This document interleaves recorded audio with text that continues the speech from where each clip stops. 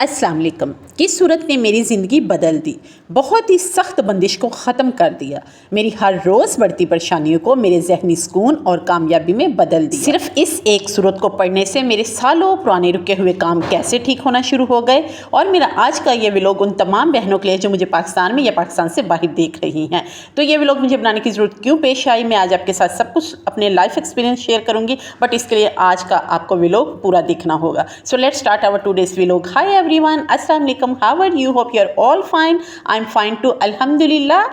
آج میرا ولاگ تھوڑا روٹین سے ڈیفرنٹ ہے. آج میں آپ کے ساتھ اپنی لائف ایکسپیرینس شیئر کرنے والی ہوں، اور میری بہت سی بہنیں میری اس بات سے ضرور متفق ہوں گی کہ ہم خواتین کو شادی کے بعد بہت سے مسائل کا سامنا کرنا پڑتا ہے. ہاں، میں یہ ہرگز نہیں کہہ رہی ہوں کہ ہر لڑکی کو مسائل کا سامنا ضرور کرنا پڑتا ہے، بٹ میجورٹی آف ویمن اس مسئلے سے دوچار ضرور ہوتی ہیں. ہاں، ان کیس کچھ گرلس بھی جو ہے بیفور میرج بھی سفر کر رہی ہوتی ہے. فار ایگزامپل فائنینشیل پرابلم ہوتا ہے یا کسی کا اچھی جگہ رشتہ نہیں ہو پا رہا ہوتا، بیفور میرج بھی مسئلے کا شکار گرلس ہوتی ہیں، بٹ آفٹر میرج تو ہر لڑکی کو ہے ضرور سفر کرنا پڑتا ہے. فار ایگزامپل کسی کے بہت اچھے خاندان میں ویل آف رچ فیملی میں شادی ہو گئی ہے تو وہ اولاد سے محروم ہوتی ہے، یا اولاد ہے تو ہسبینڈ لوئل نہیں ہوتا، اگر ہسبینڈ لوئل ہے تو سسرال اچھے نہیں ہوتی، یعنی کہ کسی نہ کسی مسئلے سے دوچار ضرور ہوتی ہے. اور پھر ہم یہاں پر کیا کرتی ہیں، ہم خواتین جو ہے نا وہ اپنی پرابلمس کا گانا شروع کر دیتی ہیں. گانا ٹرم میں یہاں کیوں یوز کر رہی ہوں، دیکھیں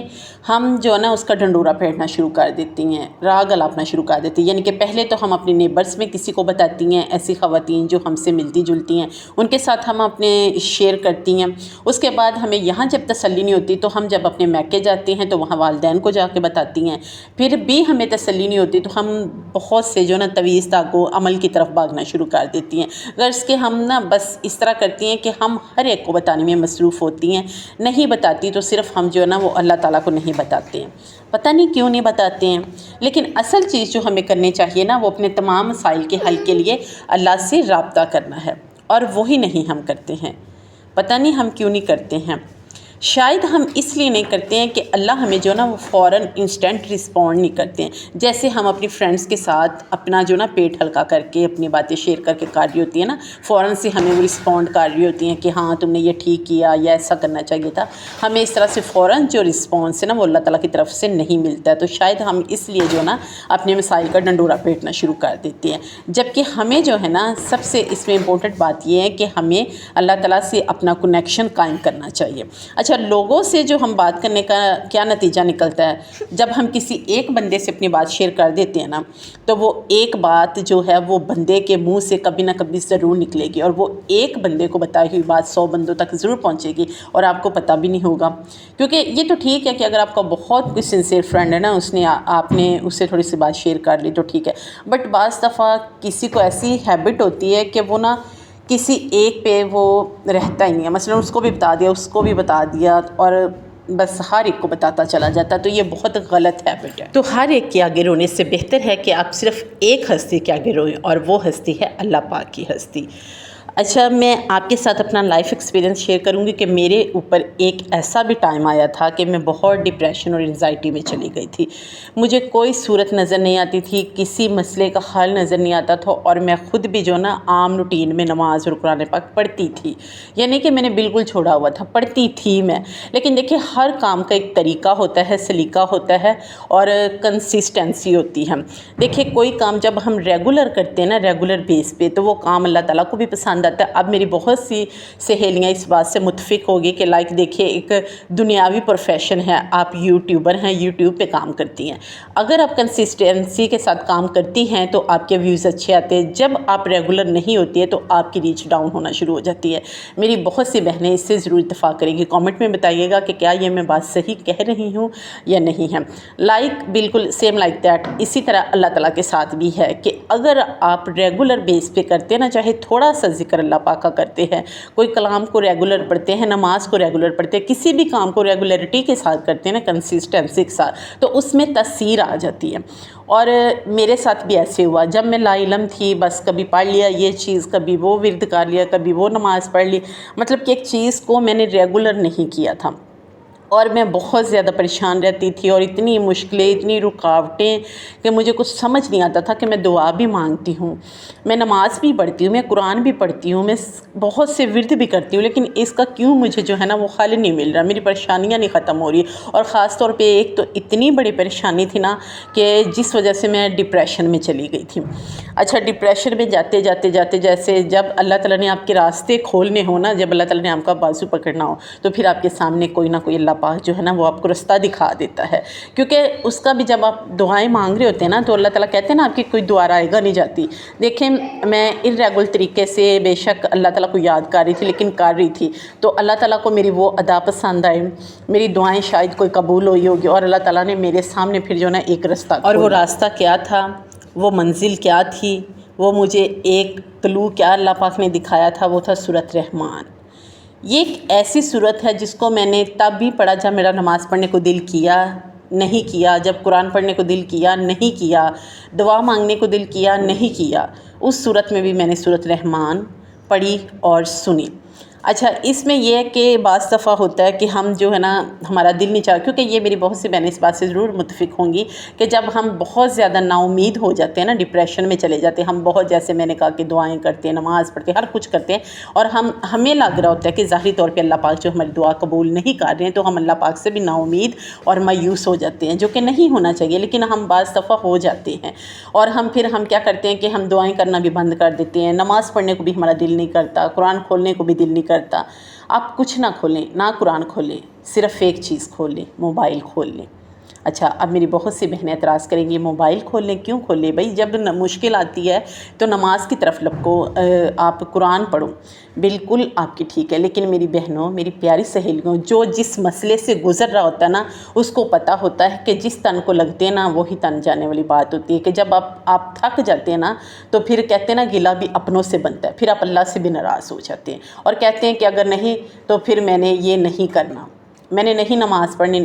آپ نہ پڑھیں نماز، آپ بے شک قرآن نہ کھولیں، لیکن موبائل کھولیں، اور صرف میرے کہنے پہ کھول کے دیکھیں، اور موبائل کو کھول کے کرنا کیا ہے، آپ نے سورہ رحمان کو سننا ہے، 3 بار ایک دن میں سننا ہے، صبح دوپہر شام، like medicine, like therapy, like وظیفہ، کچھ بھی آپ سمجھے، بغیر وضو کے آپ پاک ہیں نہیں پاک ہیں، آپ نے وضو کیا ہے نہیں کیا ہے، دیکھیں صرف آپ نے سننا ہے، سننے پہ تو کوئی پابندی نہیں ہے نا، آپ بیمار ہیں، اٹھ سکتے ہیں نہیں اٹھ سکتے ہیں، کسی قسم کی بھی آپ کو پریشانی ہے، ذہنی الجھن ہے، جسمانی بیماری ہے، آپ سورہ رحمان کو سنیں، اور ایک دن میں 3 بار سنیں، صبح دوپہر شام سنیں، اور اس سے آپ کے دل کو جو ملتا ہے نا، سب سے پہلے اس کا جو آپ کو فائدہ ملتا ہے نا، وہ آپ کو دل کا سکون ملتا ہے، اور سکون اتنا ملتا ہے نا کہ جس کی کوئی مثال نہیں ہے، میں اس کو بیان نہیں کر سکتی۔ جو بھی آپ کے مسئلے چل رہے ہوں گے نا، وہ آہستہ آہستہ آپ کے دماغ سے، آپ کی زندگی سے ختم ہونا شروع ہو جائیں گے۔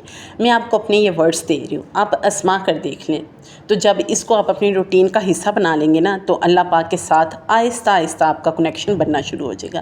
میں یہ نہیں کہہ رہی کہ ایک دم سے، آہستہ آہستہ، پھر سورت کی طاقت کو آپ خود آزما کر دیکھیے گا، آپ کو اتنا یقین ہو جائے گا نا، اتنا بلیو آ جائے گا نا، کہ آپ کو لائف میں کوئی بھی بڑے سے بڑا مسئلہ بھی آ جائیں گے نا، جتنا مرضی آپ ڈسٹرب ہوں گے، آپ رو رہے ہوں، چیخ رہے ہوں کہ اب اس مسئلے کا کوئی سلوشن ہے ہی نہیں، وہاں بھی آپ کو اس مسئلے کا حل اس صورت میں دکھائے گا۔ آپ کو ایک امید ہوگی، ایک یقین ہوگا کہ میں یہ صورت کا یہ ورد کروں گی، یہ سنوں گی، تو میرا انشاءاللہ تعالیٰ یہ مسئلہ حل ہو جائے گا، آپ کو سکون ملے گا، اور وہ سکون کہ جس کو میں اپنے ورڈز میں بیان نہیں کر سکتی۔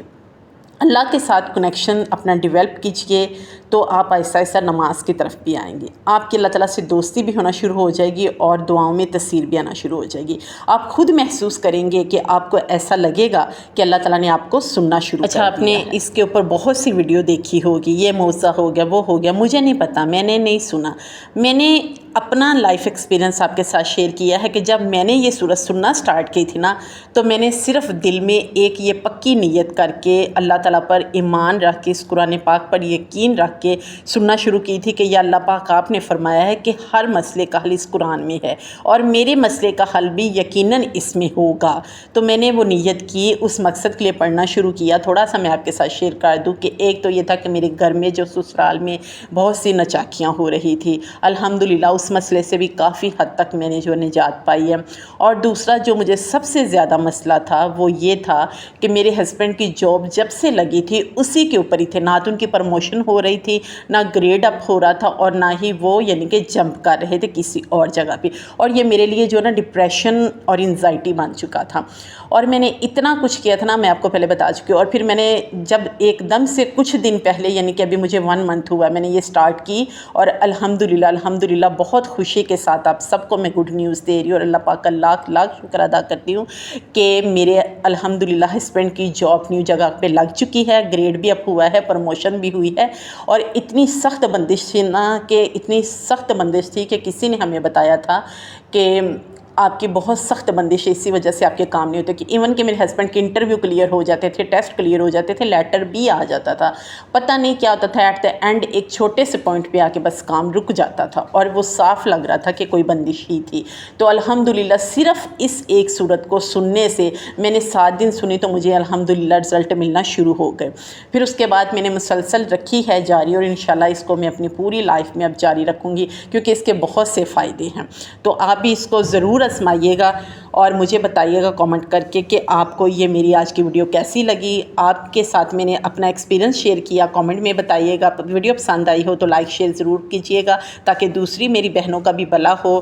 انشاءاللہ تعالیٰ آپ سے اگلی ویڈیو میں ملیں گے، تب تک اپنا بہت سا خیال رکھیے گا، اپنی دعا میں یاد رکھیے گا، اور میری تمام بہنوں کے لیے میری بہت سی دعائیں، اللہ پاک سب کی مصیبتوں کو دور کرے اور زندگی آسان کرے۔ انشاءاللہ تعالیٰ پھر ملیں گے نیکسٹ ولاگ میں۔ اوکے جی، اللہ حافظ، ٹیک کیئر آف یورس۔